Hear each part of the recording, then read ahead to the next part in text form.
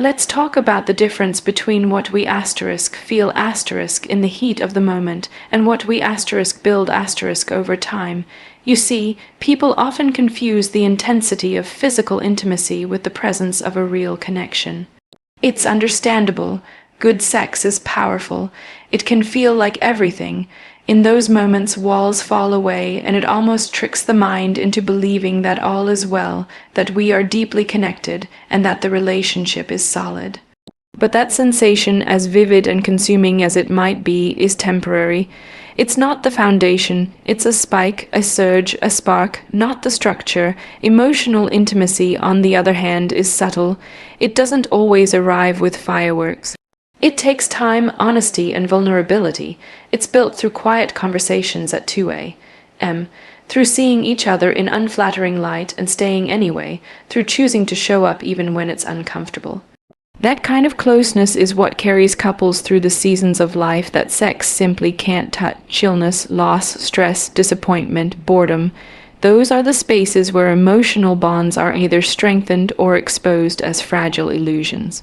You can be physically naked with someone without ever truly being emotionally seen. That's the paradox. Some people are quick to undress but slow to reveal their true thoughts, their fears, their childhood wounds, or the truths they carry in silence. And without that depth, even the most passionate physical encounters become surface-level interactions. Pleasurable, yes, but ultimately hollow. A relationship driven solely by sexual chemistry might seem alive, but it's often just a cycle of highs and lows that leaves no room for real growth. Real intimacy requires psychological safety, knowing that your emotions won't be weaponized against you, that your needs will be heard without ridicule, that your presence matters even when you're not performing or pleasing. It's the comfort of not having to constantly prove your worth or compete for affection. And the irony is, when emotional intimacy is present, it often enhances the physical connection too. Sex becomes more than an act. It becomes an expression of trust, of understanding, of mutual attunement. Relationships based purely on good sex tend to fracture when life gets real, because eventually someone wants more communication, more empathy, more partnership, and when that more isn't there, when you can't talk about what hurts you or what excites you outside the bedroom, you start to realize the relationship was built on sand, not stone. So ask yourself, is this person just a mirror for your desire, or a witness to your inner world? Are you building a partnership where both bodies and minds are equally held, or are you clinging to the illusion of closeness that evaporates the moment the lights go on?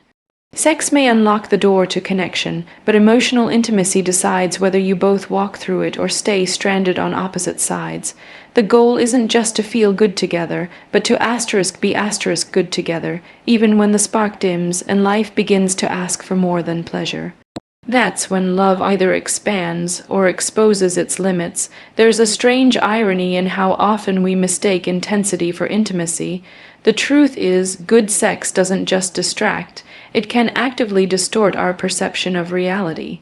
When the chemistry is electric, when the passion feels addictive, it's easy to convince ourselves that the relationship is thriving. We tell ourselves, how can something that feels this good be wrong? But what many don't realize is that sex, especially when it's intense and frequent, can become a kind of emotional anesthesia. It dulls the discomfort of deeper problems. It lets us avoid difficult conversations and bypass red flags we know, deep down, are waving right in front of us. In some relationships, physical passion becomes a smokescreen. You fight constantly, there's mistrust, maybe even manipulation. But the sex is wild, so you keep going back. And over time, that cycle creates a false sense of intimacy, a pattern where conflict is followed by closeness, and chaos is mistaken for connection. That push-pull dynamic becomes addictive. You start associating emotional instability with desire. You crave the high that comes after the low, but you're never really at peace. You're just chasing relief. It's not always malicious. Sometimes we're simply unready to face the emotional work a healthy relationship requires. Sex becomes a shortcut to closeness, a way to feel understood without actually doing the hard, vulnerable labor of understanding. But closeness built only on pleasure is inherently unstable, because when the sex is over, what are you left with? Are you able to talk about your values, your traumas, your plans for the future? Do you feel emotionally safe, heard, and supported? Or are you relying on the next passionate night to fix the cracks that are slowly widening between you? We've romanticized this idea that sexual compatibility is the cornerstone of love, but compatibility isn't just about physical rhythm, it's about emotional alignment, mutual growth, and the ability to move through conflict without destroying one another. When sex is the strongest part of a relationship, it often overshadows everything else, including misalignment in communication styles, unresolved baggage, or completely different visions of life. The problem is, many couples don't confront these misalignments until it's too late, when the sexual spark starts to fade, or one partner needs emotional support the other isn't equipped to provide. And suddenly, the whole structure collapses, not because there wasn't passion, but because there was never a solid foundation beneath it. We need to stop using sex as a substitute for emotional connection and start viewing it as one expression of a deeper bond, not the glue that holds everything together. When we use sex to avoid truth, we rob ourselves of real connection. When we chase pleasure to escape pain, we end up prolonging it. So ask yourself, are you truly connected, or are you just temporarily comforted? Is your relationship a sanctuary, or just a shelter from loneliness until the next storm? The answer to those questions might not be easy, but it could be the difference between loving wisely and simply loving blindly. There comes a point in every relationship where passion is no longer enough, where the fire, no matter how bright it once burned, begins to cool. And when it does, what's left? What remains when the rush fades, when the novelty wears off, and you're no longer intoxicated by desire? That's the moment that reveals whether the connection was ever truly sustainable. Because long-term fulfillment, true relational contentment, requires so much more than physical satisfaction. We live in a culture obsessed with chemistry. We chase the thrill of newness, the dopamine high of sexual tension, and call it love. But chemistry is often a spark, not a strategy. It can ignite a relationship, but it cannot steer it. Relationships that endure are built on shared meaning, emotional resilience, aligned values, and an ongoing willingness to evolve together. And none of those things come naturally just because the sex is good. When we reduce intimacy to the physical, we strip it of its emotional depth and psychological richness. Good sex can make us feel connected, but it doesn't teach us how to handle conflict with compassion. It doesn't teach us how to listen without defensiveness, or to navigate life's inevitable complexities with grace. And it certainly doesn't replace the quiet, unglamorous work of building trust, fostering forgiveness, or showing up day after day when it's not convenient or romantic to do so.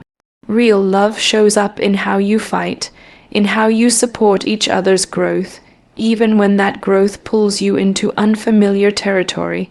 It's in how you respond when your partner is struggling, or when life feels monotonous, or when attraction has taken a backseat to routine. These are the places where many relationships falter, not because there's no desire, but because there's no depth, no mutual vision, no emotional scaffolding strong enough to hold the weight of a life built together.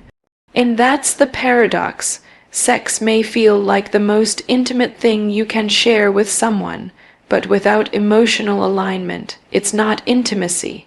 It's just momentary closeness. Physical compatibility might sustain a connection for months, maybe even years, but it will not withstand the demands of real partnership. The hard decisions, the emotional labor, the unforeseen setbacks, those are the tests that reveal whether you've built something real or just something pleasurable.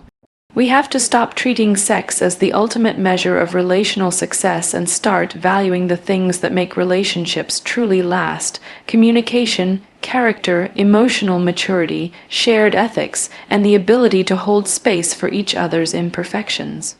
These are the quiet, often invisible threads that make love sustainable. They aren't always exciting, but they're essential asterisk. So if you're measuring the health of your relationship by how hot the chemistry is, you may be asking the wrong question. Instead, ask this when life stretches you, financially, emotionally, existentially. Can you still meet each other in the silence with kindness and strength? Because in the end, it's not about how good the sex is. It's about how deep the bond runs when the lights are off and the world gets loud.